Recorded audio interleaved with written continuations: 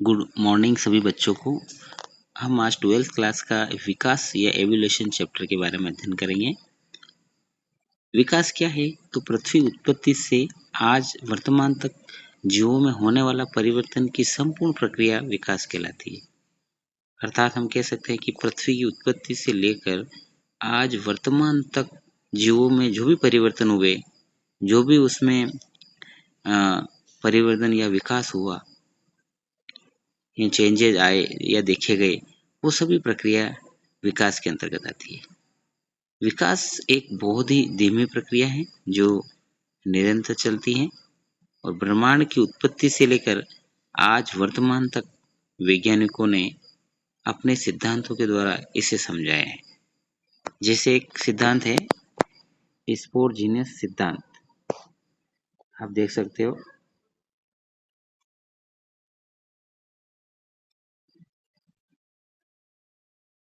स्पोरजीनियस सिद्धांत,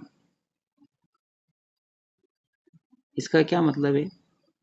इसका सिद्धांत का अर्थ है कि दूसरे ग्रह से कोई स्पोर्स आके पृथ्वी पर गिरा और उस स्पोर्स से जीवन की उत्पत्ति हुई, है ना।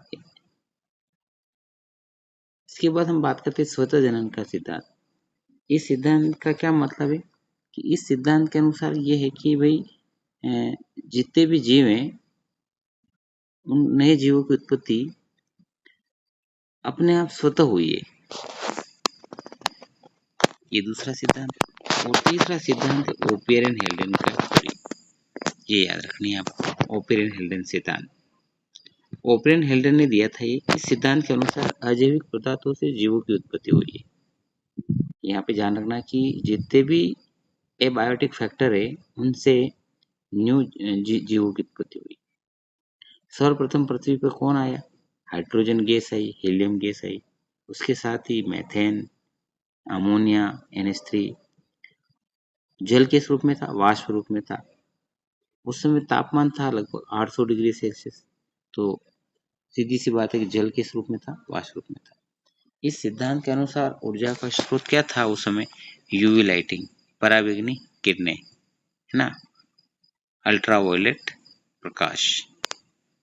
और इस प्रकार से हम देख सकते हैं कि जल वाष्प के रूप में था और एमिनो एसिड वगैरह सरल कार्बनिक यौगिक का निर्माण हुआ था। और इस प्रकार से हम कह सकते हैं कि एक ओपेरियन सूप का निर्माण उस समय हुआ होगा।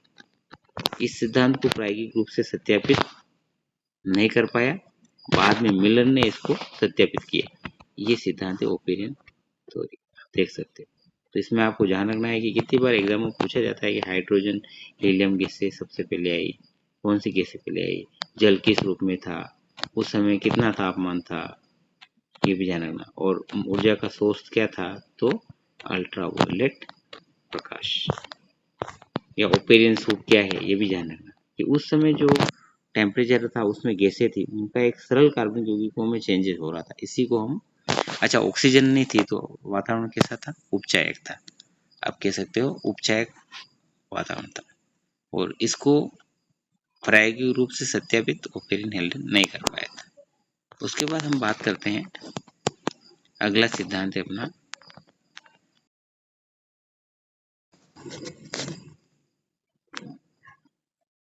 छात्रों देखो, हमने ओपेरियन हेल्डेन की थ्योरी पढ़ी है। उसमें हमने देखा था कि ओपेरियन ने क्या किया कि 800 डिग्री सेल्सियस पर तापमान पे उन्होंने बताया है कि हाइड्रोजन, हीलियम, मेथेन, अमोनिया जैसी गैसें जलवाष्प के रूप में देखी गई। और फिर उसमें यूवी लाइट ऊर्जा का सोर्स था। फिर इसी को मिलर और यूरे नामक वैज्ञानिक ने क्या किया, 1953 में इन्होंने इसको इस तरह संकल्पना को प्रायोगिक रूप से प्रमाणित किया। इन्होंने प्रयोग किया और इन्होंने क्या किया कि पृथ्वी की पारिस्थितिकी प्रयोगशाला में पुनर्रचना की। उन्होंने कांच के फ्लास्क लिया और नलियों की मदद से एक उपकरण तैयार किया, है ना। और एक कक्ष में उन्हें हाइड्रोजन, अमोनिया, मेथेन, जलवाष्प का मिश्रण लेकर आद्य पृथ्वी का अपचायक वायुमंडल सृजित किया। अपचायक का मतलब आप समझ सकते हो, रिड्यूस। इस कक्ष में मतलब ऑक्सीजन नहीं थी। अपचायक का क्या मतलब है? ऑक्सीजन नहीं थी। इस कक्ष में फ्लास्क से कांच की नलिकाओं द्वारा जुड़े दूसरे कक्ष में उन्होंने संघनित द्रव को एकत्र किया। आप देख सकते हो ये इसके अंदर जिसे आपके सामने उपकरण दिख रहा है, ये क्या है, ये फ्लास्क है। इसके अंदर उन्होंने क्या किया, CH4 मेथेन है ना, और अमोनिया NH3 हाइड्रोजन को लिया और फिर उन्होंने क्या किया, इसमें 2 इलेक्ट्रोड भी लगा रखे आप देख सकते हो और इसे स्पार्क कराया, स्पुलिंग विसर्जन करवाया। फिर ये जल वाष्प के लिए कर रखा और नीचे ये कुछ जल वाष्प का भी दे रखा है, उबलता हुआ जल। तो आप देखोगे कि जब ये प्रयोग किया गया, स्पार्क किया गया, उसके बाद इसको 18 दिन के लिए छोड़ दिया गया और फिर इसमें देखा गया इसके निष्कर्ष में कि कौन कौन सी गैसें आप देखते हो, तो कार्बनिक यौगिकों के साथ बहुत सारी चीजें थी इसके अंदर। तो इसमें आप देखोगे कि गैसीय कक्ष में लगे इलेक्ट्रोड में विद्युत स्पार्क हुआ होता है, देखा लिखा हुआ ये। और मिलर व यूरे ने अपने प्रयोग को निर्बाध रूप से लगभग 1 सप्ताह तक जारी रखा तथा बाद में उपकरण के अंदर एकत्र हुए द्रव के रासायनिक संगठन का विश्लेषण किया। 1 सप्ताह तक प्रयोग किया, फिर उसको 18 दिन के लिए छोड़ा। तो उन्होंने देखा कि उसके अंदर एक तो एमिनो अम्ल में जैसे ग्लाइसिन, एलेनिन, स्पार्टिक अम्ल आदि प्राप्त हुए। कुछ कार्बनिक अणु के अजैव संश्लेषण भी मिले, जैसे आप देख सकते हो उसके अंदर ये दे रखा नीचे की पिगमेंट मिले, कुछ रंजक मिले, वसा, एडेनिन सहित कुछ एमिनो अम्ल भी मिले, कुछ अम्ल क्षारक प्राप्त हुए, है ना, ये भी प्राप्त हुए। कुछ कार्बनिक पदार्थ मिला मतलब, और कुछ शर्करा भी मिली, है ना, शर्करा भी मिली इसके अंदर। तो इस प्रयोग से उन्होंने देखा कि मिलर और यूरे के बाद अनेक वैज्ञानिकों द्वारा ये प्रयोग के परिणाम ओपेरियन हेल्डेन की संरचना को पुख्ता आधार प्रदान किया गया और देखा गया कि पृथ्वी की उत्पत्ति इसी प्रकार हुई होगी, क्योंकि ग्लाइसिन एलेनिन एक लाल रंग का पदार्थ था जो कि क्या है कि हमारे जो जीव द्रव्य उसमें पाए जाते हैं ये। तो इससे ये सिद्ध होता है कि जीवन की उत्पत्ति ऐसे ही हुई होगी जो ओपेरियन हेल्डेन की थ्योरी थी। छात्रों, आज के लिए इतना ही। नेक्स्ट क्लास में हम आगे की थ्योरी पढ़ेंगे। विकास के अंदर हमने क्या पढ़ा, देखो हमने पढ़ा विकास क्या होता है। पृथ्वी उत्पत्ति से लेके आज वर्तमान तक जो जीवों में परिवर्तन हुआ है वही विकास है। सबसे पहले हमने देखा स्पोरजन सिद्धांत, कई दूसरे ग्रह से स्पोर्स आया और पृथ्वी पर जीवन की उत्पत्ति हुई। फिर हमने देखा स्वतः जनन सिद्धांत कि जीवों की उत्पत्ति स्वतः हुई है।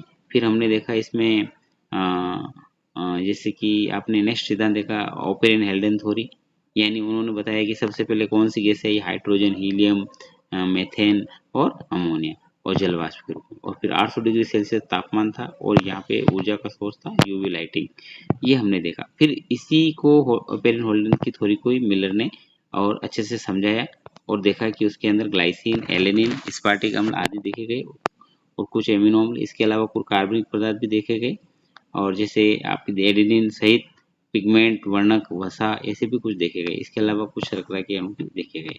तो इससे ये सिद्ध होता है कि जीवन की उत्पत्ति इसी प्रकार हुई। थैंक यू सभी को, बहुत बहुत अच्छे से पढ़ो, अपनी पढ़ाई को जारी रखिए आप।